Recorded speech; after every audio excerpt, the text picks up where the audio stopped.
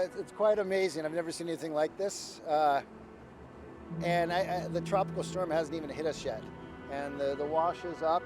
I was here at 1 o'clock today, and there was nothing here. There's no water flowing. 3 o'clock, a little bit more, and it's amazing. I love weather. Let's just.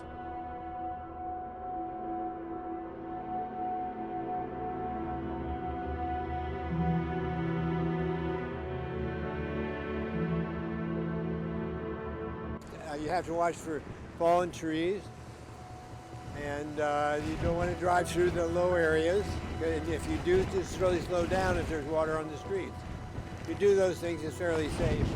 But some people want to make big splashes and so forth, and that's not so good.